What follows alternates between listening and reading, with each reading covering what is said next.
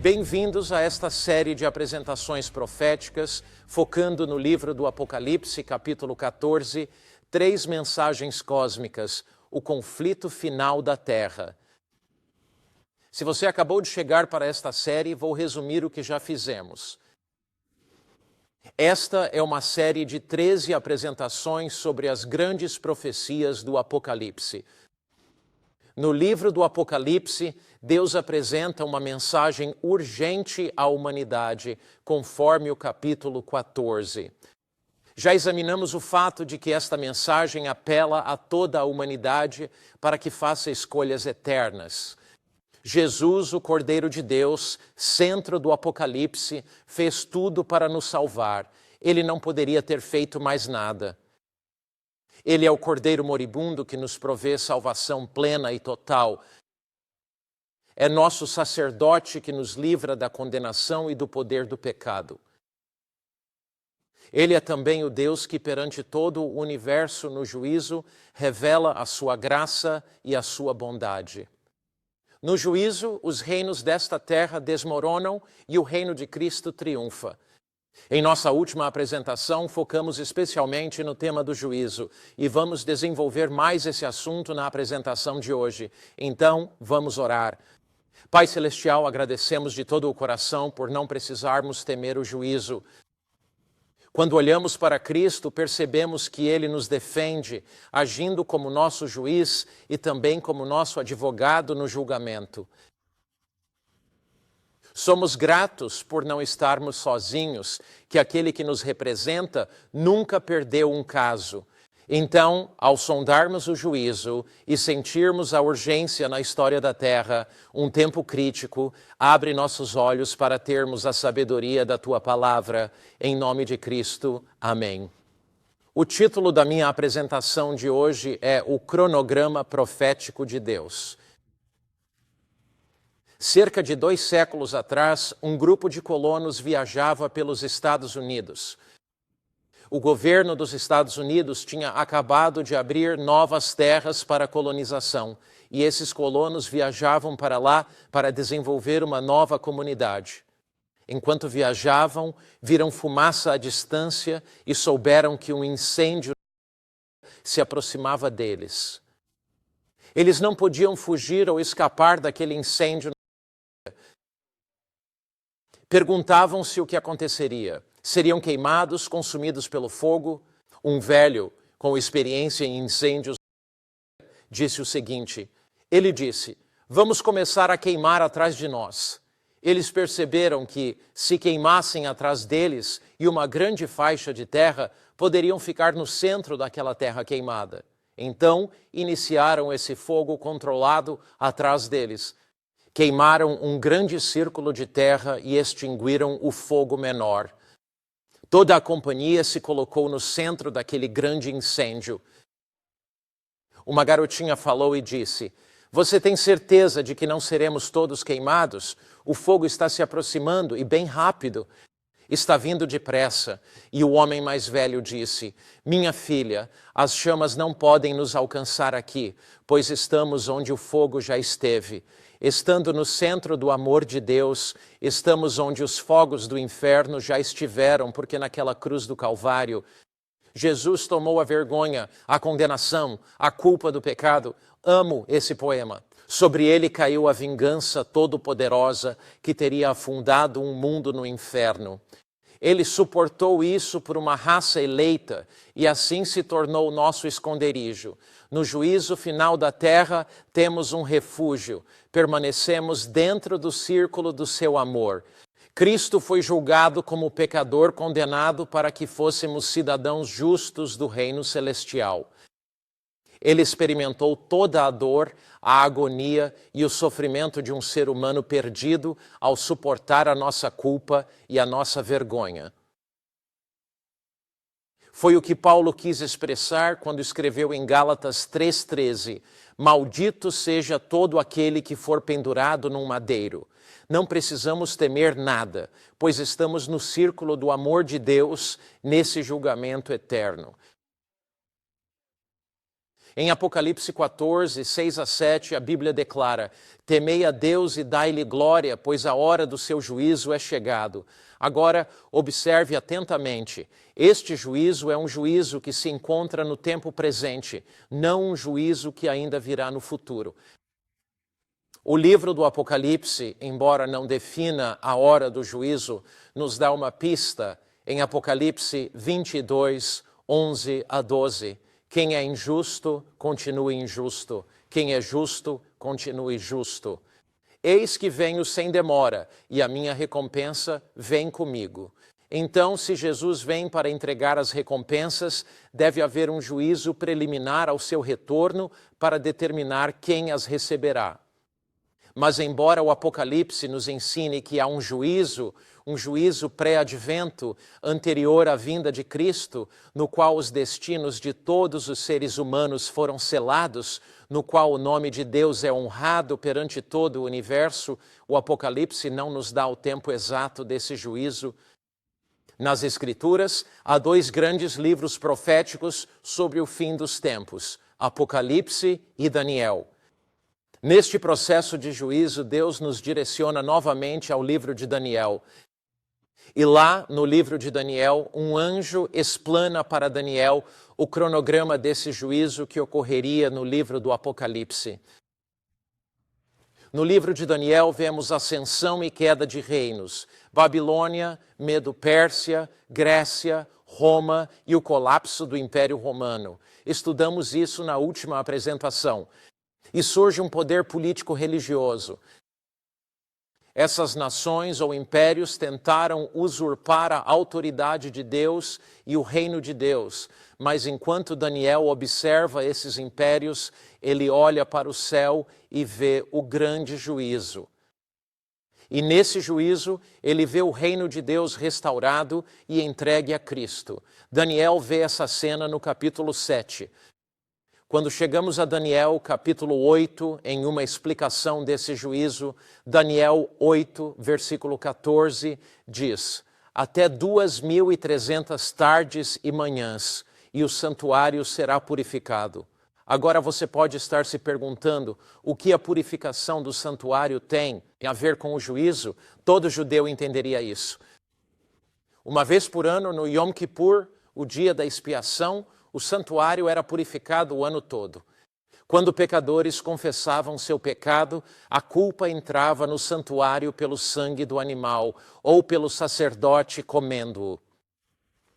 À medida que esse pecado entrava simbolicamente no santuário, uma vez por ano, no final do ano judaico, havia um dia da expiação ou o dia da purificação do santuário, onde o sacerdote entra no lugar santíssimo do santuário com sangue puro. O sacerdote entra com sangue puro, purifica o santuário, sai e impõe a culpa no bode expiatório que é enviado ao deserto. Essa é a cena. Mas esse dia da expiação, a purificação do santuário, era dia de juízo. Todo judeu e israelita devia reunir-se e orar lá. Tinham que buscar a Deus ou seriam julgados. Então, quando Daniel diz: até 2.300 dias, então o santuário será purificado, é como se o juízo final ocorresse. Agora, obviamente, este santuário não é o santuário na terra, que deixou de existir no final da dispensação judaica. Mas este deve ser um santuário diferente, o santuário celestial que seria purificado, limpo de toda a contaminação que surge quando o povo de Deus confessa seus pecados e Cristo os carrega, purificado no sentido de que toda a impiedade e o mal na terra seriam destruídos quando o reino de Cristo lhe fosse entregue de volta. Em Daniel 8:27, ao pensar na purificação do santuário, Daniel não entende seu significado, fica perplexo e não compreende os 2.300 dias, pois tem pensado na libertação de seu povo. Daniel diz: fiquei espantado com a visão, mas ninguém a entendeu. Assim, no fim do capítulo 8 de Daniel, ele não entende a visão, fica perplexo e confuso. Na Bíblia, Um dia profético corresponde a um ano literal. Então, nas Escrituras, os 2.300 dias, na verdade, equivaleriam a 2.300 anos literais. Você pode perguntar, Pastor Mark, onde está a prova bíblica disso? Encontramos em duas linhas de raciocínio. Na Bíblia, quando temos profecias expressas em imagens simbólicas, o período de tempo também é simbólico. Então, em Daniel 8, por exemplo, você tem um carneiro representando a Medo-Pérsia, um bode representando a Grécia, animais simbólicos. Isso indica que o tempo é simbólico. Outra forma de saber é que a Escritura diz, deite um dia por um ano. Um dia profético equivale a um ano literal. A outra forma de saber. Em Daniel 9:21 está escrito, sim, enquanto eu orava, Gabriel, que vi na visão, voando rapidamente, alcançou-me ao entardecer. Ele me informou, falou comigo e disse, ó Daniel, agora observe o que o anjo diz, isso é crucial. Vim agora para te dar habilidade e entendimento. Daniel não entende a visão, mas no exato momento de sua perplexidade, o anjo em Daniel 9 retorna para explicá-la. O anjo explica a Daniel que, ao longo da linha do tempo desta visão, o Messias viria, que Cristo seria batizado no tempo certo, Cristo seria crucificado no tempo certo e que o Evangelho chegaria a toda a humanidade no tempo certo. Assim, esta visão de Daniel 9 se refere a Jesus, ao seu batismo, à sua morte e à propagação do Evangelho ao mundo no tempo preciso. Contudo, esta profecia jamais poderia ter sido realizada na época de Daniel. O Messias não tinha vindo, então seriam mais de 2.300 dias literais, o que nos levaria apenas 6 ou 7 anos a partir do tempo de Daniel. Aponta para o Messias, mas há outro aspecto desta profecia. A profecia aponta não apenas para a primeira vinda de Jesus, o Messias, mas também para o dia final do juízo e a segunda vinda de Cristo. A profecia não nos dá a data da segunda vinda de Cristo, mas aponta para um tempo do fim que não poderia ter ocorrido na época de Daniel. Daniel 8,17, quando o anjo está explicando, diz, entende, filho do homem, que a visão se refere ao tempo do fim. Agora, existem algumas pessoas que olham erroneamente para esta profecia e acreditam que ela se aplica a um dos governantes antigos que atacou Jerusalém e pôs um ídolo no templo judeu, Antíoco Epifânio. Mas a linguagem da profecia realmente indica que este não poderia ter sido o caso. A profecia nos leva até o tempo do fim. Antíoco nunca fez isso. É uma profecia grande que aborda o conflito universal entre o bem e o mal, entre Cristo e Satanás, e não algo que aconteceu em um templo judeu. Fala da honra de Cristo, do reino de Cristo restaurado no juízo. Fala de um período que abrange o batismo e morte de Cristo, a ida do Evangelho aos gentios, o tempo do fim. É um apelo à humanidade para não fazer mais como sempre, sem prazeres habituais. É um chamado para se preparar para a vinda de Cristo. O que Daniel recebe? Que mensagem ele recebe do anjo? Entende, filho do homem? A visão refere-se a que tempo? A Bíblia diz, ao tempo do fim. E eu prefiro muito mais ouvir o que o anjo diz do que alguma filosofia de um ser humano qualquer. Esta mensagem nos leva aos últimos dias, nos leva ao tempo do fim. A mensagem em Daniel 8 começa com uma batalha entre este carneiro e este bode, como já mencionamos. A Bíblia os nomeia Grécia e Medo-Pérsia. A profecia bíblica é incrivelmente detalhada, a profecia bíblica é incrivelmente precisa. Nesta profecia fala-se também sobre o surgimento de um poder que viria de Roma. Ele o chama de chifre pequeno e este poder cogitaria mudar a lei de Deus. Este poder usurparia a autoridade divina de Deus. Ele pegaria os decretos humanos, as tradições humanas e os colocaria no lugar dos mandamentos de Deus. Na purificação do santuário, neste momento de juízo, a verdade de Deus seria restaurada. Assim, várias coisas acontecem na ideia do juízo ou purificação do santuário. Esta é uma ideia vasta, é uma grande ideia. A ideia é a honra de Deus. A ideia é o juízo de toda a humanidade. A ideia central aqui é a restauração da verdade de Deus. Essa é uma ideia gigantesca. Está relacionada com a conclusão da obra de Deus aqui na terra. Daniel vai dormir, mas não compreende completamente a visão. Então ele ora. Em Daniel capítulo 9, o anjo volta para explicar a visão a Daniel. Esta visão nos leva ao longo do tempo. Esta visão nos guia por um percurso histórico. Esta visão explica eventos-chave no cronograma divino. Daniel 9, 23. No princípio das tuas súplicas, a ordem foi dada, e eu vim para te declarar, porque és muito amado. Daniel está perplexo. Daniel está confuso com a visão. Mas enquanto ele está assim, o anjo vem e diz a ele, Daniel, você é muito amado. Essa expressão é usada em todo o livro de Daniel. E então o anjo disse a Daniel, portanto, considera o assunto, entende a visão. Considerar qual assunto, Daniel? Compreender qual visão, Daniel? Não há nenhuma visão específica dada no capítulo 9 de Daniel. A palavra visão ali é a mesma usada em Daniel 8. Assim, o anjo disse a Daniel, entenda a visão que você recebeu em Daniel, capítulo 8. Eu vim agora para te explicar essa visão. Eu vim agora para descrever os detalhes daquela visão em particular. No entanto, você notou qual foi a mensagem que Daniel recebeu do anjo? Ele disse, eu vim e você é muito amado.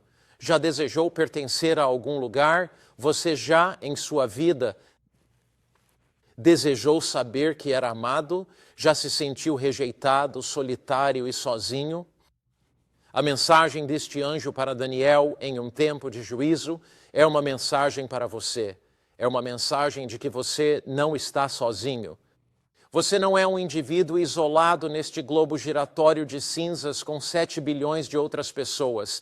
Pelo contrário, você é estimado por Deus. Você é precioso para Deus. Deus te criou, Deus te formou, Cristo te redimiu. Jesus prepara um lugar para você no céu. Você, meu amigo, é muito amado. O assunto que Daniel debatia e considerava. O anjo discutia a purificação do santuário, da qual Daniel desmaiou no capítulo 8. Era sobre os 2.300 dias. Então o anjo retorna para explicar isso a Daniel e ele lhe diz em Daniel 9:24, 70 semanas estão determinadas para o seu povo e para a sua cidade santa, para acabar com a transgressão, para dar fim aos pecados. Quem é o povo de Daniel? Eles são a nação judaica. O que de fato é a cidade santa? Jerusalém.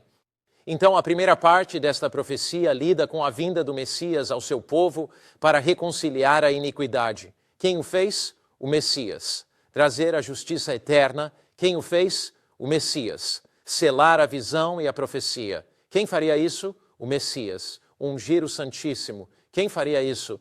Jesus subiria ao céu. Ele entraria no santuário. Ele ungiria o Santo dos Santos antes de iniciar seu trabalho no santo lugar. Ele faria essa unção para consagrar o santuário. Este é um cronograma divino.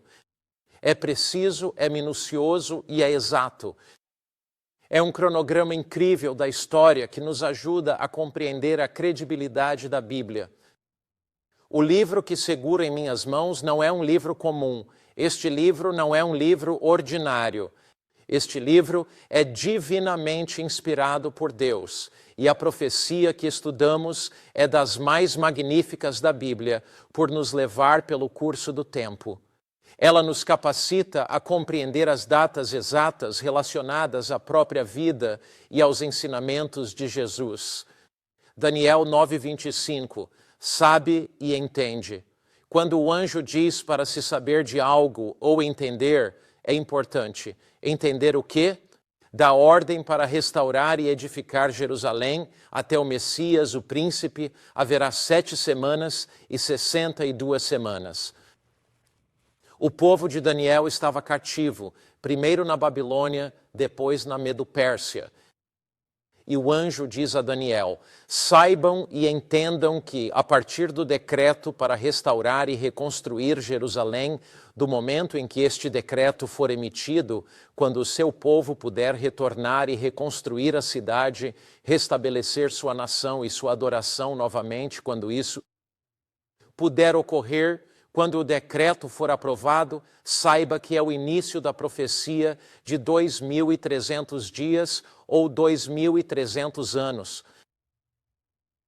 Sabe e entende. Desde o decreto para restaurar Jerusalém até o Messias, o príncipe, serão 7 semanas e 62 semanas. Essa profecia é para o povo de Deus, os judeus. 70 semanas para quem? Para o povo de Daniel, os judeus. Agora peço que observem esta palavra, determinadas. É uma palavra muito, muito fascinante na língua hebraica. Vejamos o princípio, dia, ano e a palavra determinadas. Lembre-se, 70 semanas estão determinadas para o seu povo. Quando é óbvio que os símbolos são simbólicos, os tempos são simbólicos, como dissemos. 70 semanas são 490 dias. Agora lembre-se, de acordo com o livro de Ezequiel e o livro de Números, um dia profético equivale a um ano literal. Então, 70 semanas seriam 7 vezes 70, ou seja, 490 dias, ou 490 anos literais para o povo de Deus. 70 semanas foram determinadas para o seu povo, os judeus. São 490 anos literais. Vimos a palavra determinadas. É uma palavra hebraica interessante, shatak, que significa cortar ou separar. Então, os 490 anos são cortados ou separados do período de 2.300 anos. Eles abrangem a primeira parte desses 2.300 anos, ou seja, a porção inicial. São uma parte menor dos 2.300 anos. Voltemos à profecia de Daniel 9:25. Sabe e entende, da ordem para restaurar e edificar Jerusalém até o Messias, serão 7 semanas e 62 ou 69 semanas.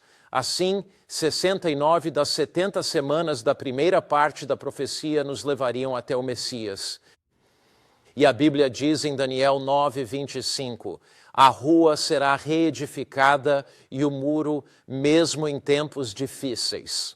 Assim, no início desse período de 69 semanas, Deus emitiria um decreto para permitir que Israel voltasse e reconstruísse a muralha de Jerusalém, restaurar seu culto, restabelecer sua nação.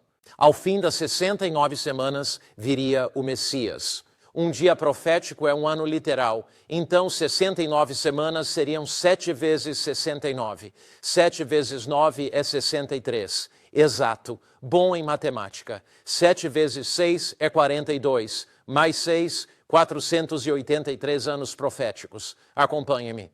Do decreto para restaurar Jerusalém até o Messias, seriam 69 semanas proféticas, 483 dias proféticos ou 483 anos literais. Isso nos levaria à vinda do Messias. Quando foi emitido o decreto para restaurar e construir Jerusalém? De fato, houve 3 decretos, um de Ciro, um de Dário e um de Artaxerxes. Qual desses decretos nós escolhemos e por qual motivo? E quando esses decretos foram expedidos? O primeiro decreto de Ciro foi em 538 ou 537 a.C. O segundo decreto de Dário para os judeus retornarem não foi muito depois, mas não há uma data histórica específica clara. O terceiro decreto de Artaxerxes, em 457 a.C., é uma data muito clara e sólida na história. A Bíblia fala disso em Esdras 7,13. Decreto que todo o povo de Israel, sacerdotes e levitas em meu reino, que queiram ir a Jerusalém, podem ir contigo. O decreto de Artaxerxes é importante por várias razões. Uma razão é que os sacerdotes e levitas vão restaurar a adoração. Outra razão é que Artaxerxes lhes dá fundos para reconstruírem sua cidade e restabelecerem sua nação. Outra razão é que nesta data a maioria dos judeus que partiram e foram com os peregrinos judeus que voltaram para sua cidade. A data 457 é crucial, pois permite restabelecer o culto e reconstruir toda a cidade. Vejamos a linha do tempo da história. 483 dias proféticos equivalem a quê? 483 anos. Então, se o decreto é de 457 a.C., avançamos 483 anos na linha do tempo. Agora, para simplificar, vamos supor que estivéssemos avançando na linha do tempo 457 anos. Vamos apenas supor isso e que estamos dando passos e cada ano é um passo. Se dessemos 457 passos, chegaríamos a zero. Mas na história não há ano zero, então para qual data isso nos levaria? Se a história vai de um antes de Cristo a um depois de Cristo e não há ano zero, isso nos levaria a um depois de Cristo, certo? Mas não avançamos 457 anos. Quanto falta? Sabem, desde a ordem de restaurar Jerusalém até o Messias, o príncipe, será o quê? 69, 7 e 62 semanas, 483 anos. Não é 457 que daria 1, é 483. Bem, 457 de 483 nos deixa com outros 26 anos adicionais que são necessários para completar os 483 anos. Temos que dar mais 26 passos à frente nesta linha do tempo. Então, 457 a.C., avançando 483 anos, ou 457 até 1 mais 26, leva ao ano 27 depois de Cristo. Que evento é esse? Daniel 9:25. Sabe e entende, desde a expedição do decreto para restaurar e edificar Jerusalém, quando foi isso, 457 a.C., até o Messias, o príncipe. Quem é o Messias? O que a palavra Messias significa? Alguém sabe? Significa o ungido, não é mesmo? Então, de 457 a.C., 483 anos depois, o decreto de 457 a.C. foi no outono. 483 anos depois, no outono de 27 depois de Cristo, o que houve? Jesus Cristo foi batizado e a palavra Messias significa o ungido. Segundo Atos 10, Jesus foi ungido pelo Espírito Santo em seu batismo. Anos antes, o livro de Daniel registra que Jesus, o Messias, seria batizado precisamente no outono de 27 depois de Cristo, exatamente aos 30 anos de idade. Jesus deixou a carpintaria aos 30. E lá foi batizado em 27 depois de Cristo, exatamente como a Bíblia prediz. A Bíblia diz que 3 anos e meio após o outono de 27 depois de Cristo, o Messias seria eliminado e crucificado, mas não por si mesmo. Se avançar 3 anos e meio a partir de 27 depois de Cristo, iria do outono de 27 à primavera de 31 depois de Cristo, deixe-me simplificar. Se forem 3 anos e meio, e eu mostro como é calculado, 3 anos de 27 te levam a 30. 6 meses depois, a primavera de 31 depois de Cristo. Que festa judaica acontecia na primavera? A Páscoa. E o que você sabe sobre Jesus? Paulo diz, Jesus, o Cordeiro Pascal, foi sacrificado por nós. Cristo, o grande Cordeiro Pascal, Vejamos a profecia de Daniel 9:26. E depois das 62 semanas, o Messias, Jesus, que foi ungido em 27 depois de Cristo, será eliminado, mas não por si mesmo. A sua morte não foi por ele, foi por você e por mim. O Cristo que na cruz pendeu, com pregos nas mãos e coroa de espinhos na cabeça, esse Jesus que ali morria e disse: meu Deus, por que me desamparaste? Levou o pecado de toda a humanidade, suportou nossa culpa e vergonha. Essa previsão em Daniel 9 aponta para o batismo de Cristo, aponta para a crucificação de Cristo. É preciso e é surpreendente. Veja Daniel 9:26. O povo do príncipe vindouro destruiria cidade e santuário. Tito e os romanos destruiriam Jerusalém. Seu fim virá com uma inundação. As devastações durarão até o fim da guerra. Então, ele firmará uma aliança com muitos por uma semana. Agora, há quem pense que essa profecia se refere ao anticristo, confirmando a aliança num templo judaico. Mas veja, na Bíblia, há apenas um que faz uma aliança, e esse é Deus fazendo uma aliança com seu povo. Só um cujo sangue pode ratificar a aliança eterna e duradoura, Cristo. Em toda essa profecia, aborda o batismo de Jesus e a sua crucificação. Não é exatamente como o diabo pegar esta profecia e virá-la para que, em vez de se referir a Cristo, se refira ao poder do anticristo? A Bíblia é muito clara. Ele, o Messias, Jesus Cristo, Salvador da humanidade, confirmará a aliança com muitos por uma semana. E então, note o que a profecia realmente diz. 70 semanas foram determinadas para seu povo, 490 dias proféticos ou anos literais. 27 depois de Cristo, 69 semanas, 483 anos. Profética que é eliminada dos 2.300 dias ou anos, uma semana profética daqueles 490 dias proféticos ou 69 semanas que restam. A semana de 7 anos divide-se em 2 períodos de 3 anos e meio, 27 a 31 depois de Cristo e 31 a 34 depois de Cristo, um cronograma divino. A primeira parte da profecia, 69 semanas, finda em 27 depois de Cristo. Os 3 anos e meio seguintes acabam em 31 depois de Cristo. Note o que ocorre nesse ano. Cristo, o Messias, é crucificado. Daniel previu o momento exato da morte de Cristo com precisão. Você pergunta, como assim? Pois bem, aqui está. Resta uma semana. Veja o que a Bíblia nos diz. No fim da semana, dos 7 e dos 490 anos, o Evangelho iria a todos. Muçulmanos, hindus, judeus, budistas e cristãos. Somos salvos só pelo sangue de Jesus Cristo. Mas no meio daquela última semana, antes que o Evangelho fosse para os gentios, o que a Bíblia realmente diz? Diz que Cristo seria crucificado em 31, o Evangelho iria aos gentios em 34, e o resto da profecia nos leva a quando? Ao próprio tempo do fim.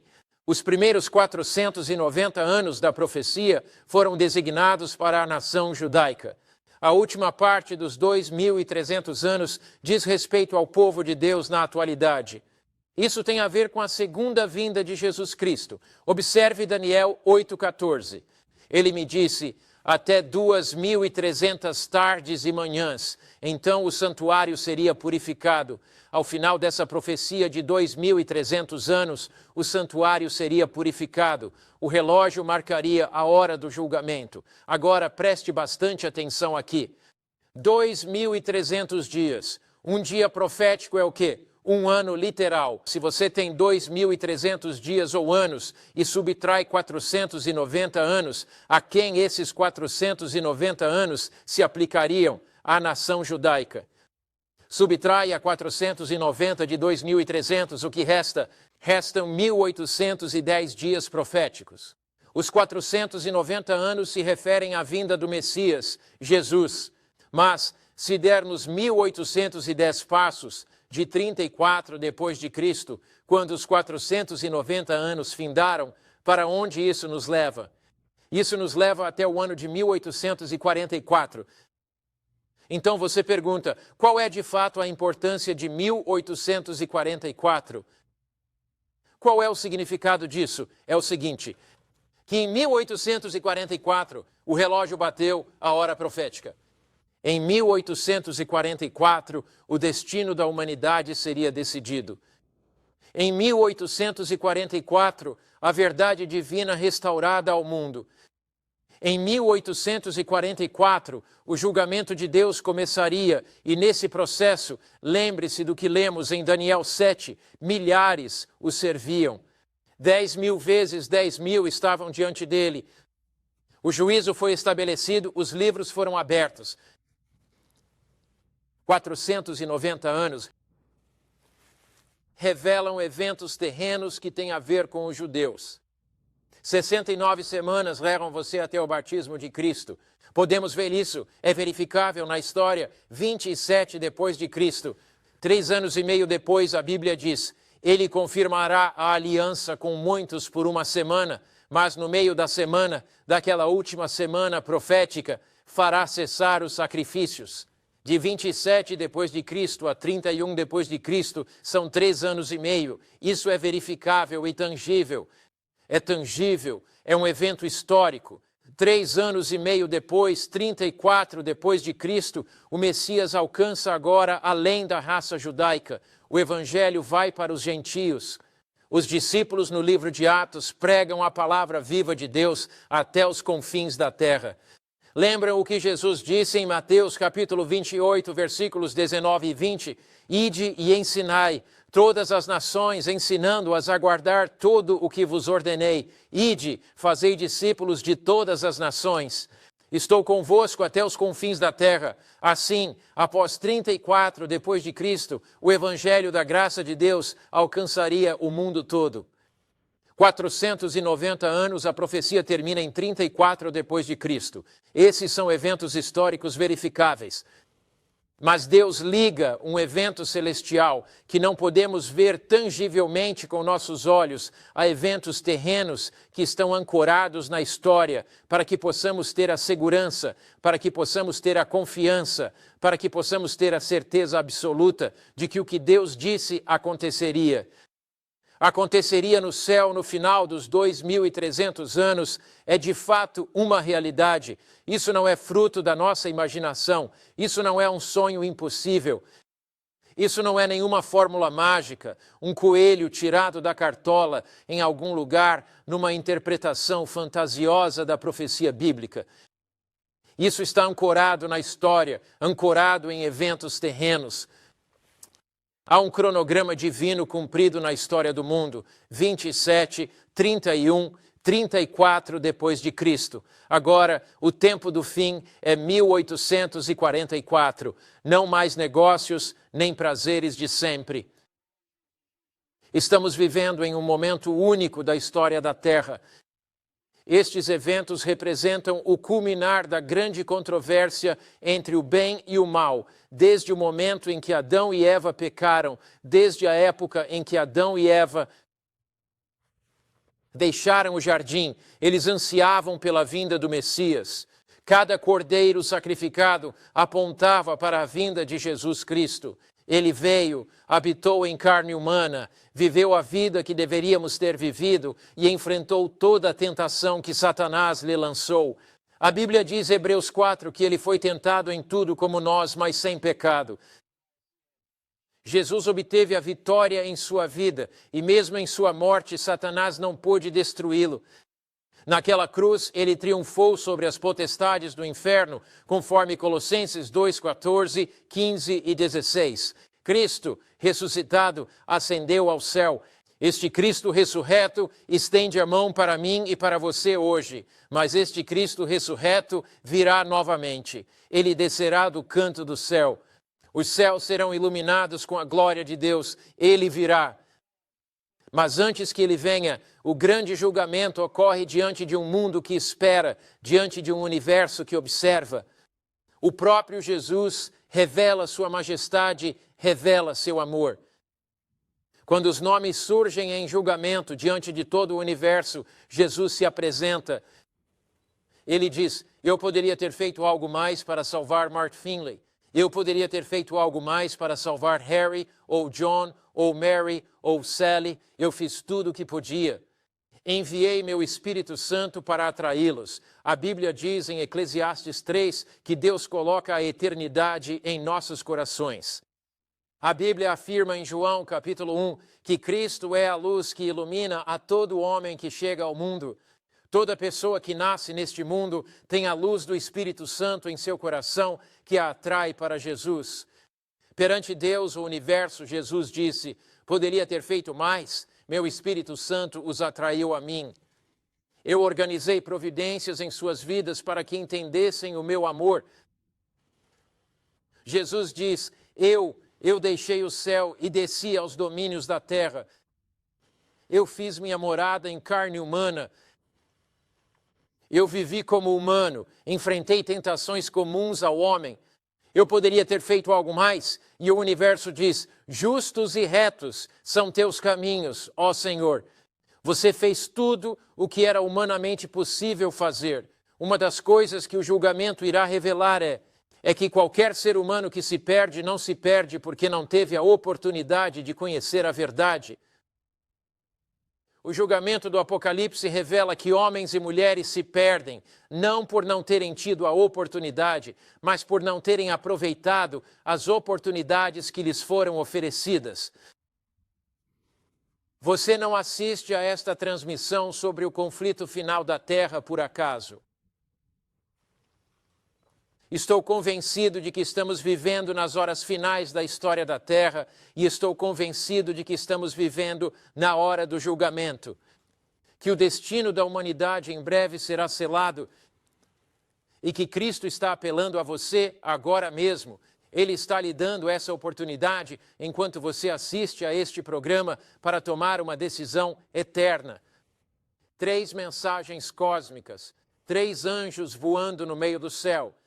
Vi outro anjo, a mensagem do primeiro anjo, voando no céu com o evangelho eterno para pregar aos habitantes da terra, a toda nação, tribo, língua e povo, dizendo, temam a Deus. Estudaremos isso, o que significa? Deem glória a Deus. O que significa? Porque é chegada a hora do seu julgamento. Em 1844, o relógio marcou a hora de forma decisiva. Jesus adentrou no lugar santíssimo do santuário celestial. Deus está fazendo seu apelo final à humanidade neste exato momento. Não é hora de ficar brincando nas margens da fé, pois o tempo está se esgotando. Não é o momento de ficar se divertindo na periferia da religião. Não é a hora de ficar fazendo joguinhos. É hora de levar a sério nossa fé e nos arrependermos diante de Deus. É hora de abrir o coração à graça, amor e misericórdia de Deus. Esta é, de fato, a hora do julgamento de Deus.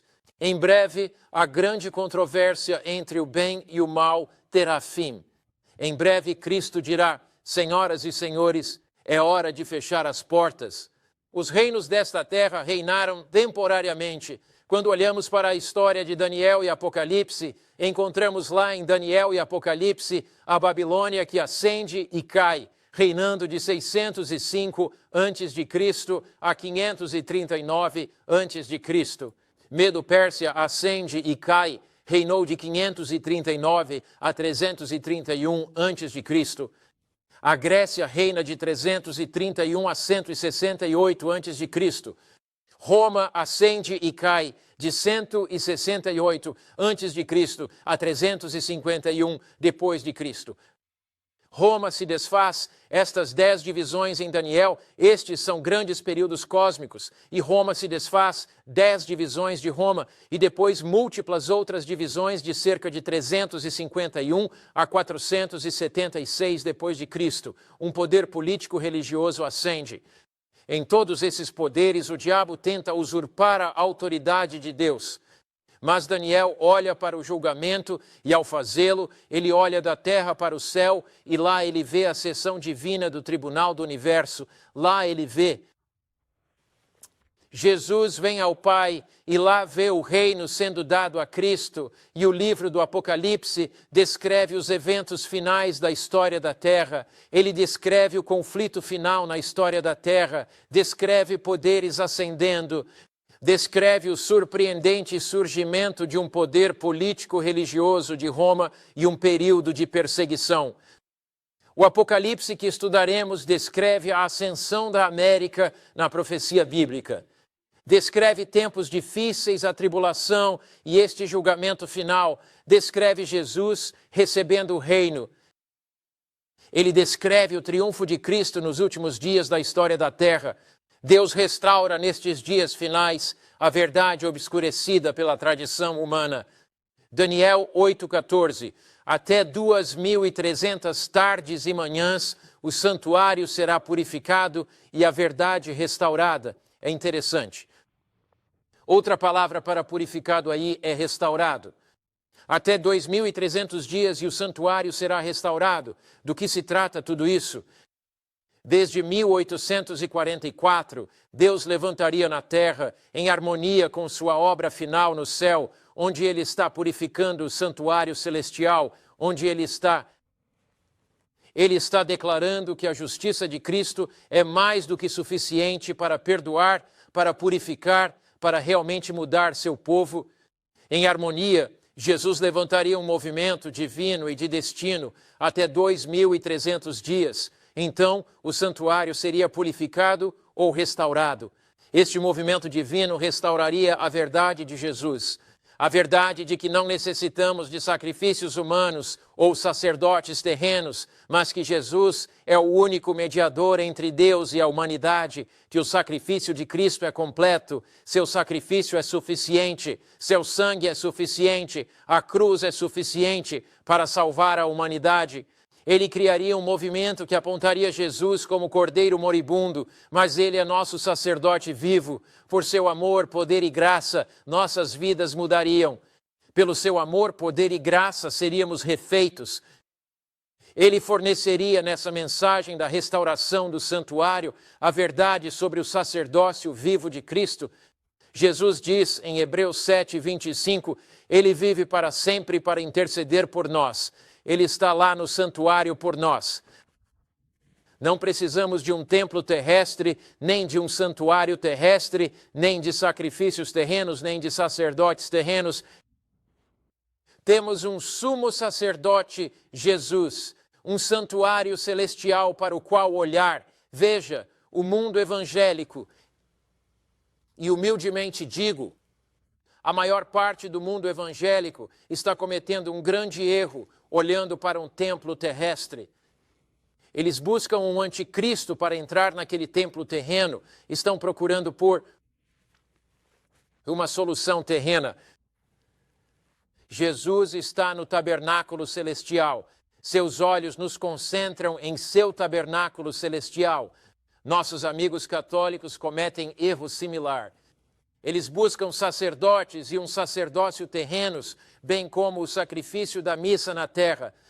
Mas os eventos cruciais na história da Terra agora, os eventos que resolverão esta grande controvérsia entre o bem e o mal no universo, é Deus restaurando a verdade sobre o santuário celestial, Deus restaurando a verdade sobre seu sacrifício, Deus restaurando a verdade sobre seu sacerdócio celestial, Deus restaurando a verdade sobre sua lei violada e profanada por humanos. Deus está nos apontando para o santuário celestial, onde a lei é o próprio fundamento de seu governo, e Deus nos convida a nos ajoelharmos para buscá-lo. Ele é aquele que anseia por apresentar nosso caso diante do próprio trono de Deus. Mas você diz, 1844, estamos vivendo agora no século 21. Pense em quanto tempo se passou desde a ocorrência desse evento, desde que o julgamento teve seu início. Permita-me lembrá-lo de que nos dias de Noé pregou sobre o juízo que se aproximava. Ele pregou sobre a vinda das águas do dilúvio por um período de 120 anos. Pense no vasto tamanho da população existente desde a época de Noé. Por que Deus fez Noé pregar 120 anos? Você diz para a arca, levou 120 anos. Não acham que Deus o teria feito construir aquela arca mais rápido? A intenção de Deus era dar uma chance a todos. Deus pretendia dar a todos uma chance. Noé, então, pregou o juízo vindouro por 120 anos. A população mundial é consideravelmente maior do que nos dias de Noé. A mensagem sendo anunciada é de que estamos vivendo nos últimos tempos, que estamos na hora do julgamento, no final dos tempos. Desde 1844, o tempo está se esgotando. Nos dias de Noé, poucas pessoas perceberam o que acontecia e hoje poucas percebem o mesmo. Mas Deus tem uma mensagem eterna, e sua mensagem eterna está circulando o globo neste exato momento. E embora não saibamos a hora exata do retorno de Cristo, sabemos que o tempo está se esgotando. Temos a certeza de que estamos vivendo no tempo do fim. Sabemos, no entanto, que Deus está fazendo um apelo final à humanidade. Poderá ser pela manhã, poderá ser à meia-noite. Não sabemos a hora exata, mas sabemos que este é um momento de decisão. Esta é a hora do julgamento. Este é o momento para fazer uma escolha eterna por Cristo. Por que não fazer essa escolha agora mesmo? Lá no julgamento de Deus, o Pai, diante do tribunal de Deus, Jesus está ali. Ele está ali por você. Ele está ali para representá-lo. Ele está ali para suplicar por você. Ele está ali para interceder por você. O desejo do seu coração é que você esteja com Ele eternamente. O desejo ardente da sua mente. Só há um pensamento em sua mente, você. Ele sabe seu nome. Ele sabe o que você enfrenta. Ele está lá para te fortalecer e encorajar. Você abrirá seu coração a Ele agora? Dirá, Jesus, sou teu, enquanto oramos. Pai Celestial, o julgamento pode ser bem assustador. Se tivéssemos que enfrentar o juízo sozinhos, nós sentimos novamente e que estamos vivendo pouco antes da tua volta. Sentimos de novo que o relógio marcou a hora. Confessamos nossos pecados. Abrimos os nossos corações para a graça de Cristo. Agradecemos e louvamos porque estás no julgamento por nós. Em Cristo seremos vitoriosos. Em nome de Jesus, amém. Não deixe de nos acompanhar em cada apresentação. Na próxima apresentação, analisarei novamente a primeira mensagem do anjo, Apocalipse 14, versículo 7. Falaremos sobre o que é temer a Deus, o que significa dar glória a Deus. Não deixe de nos acompanhar. Que Deus o abençoe.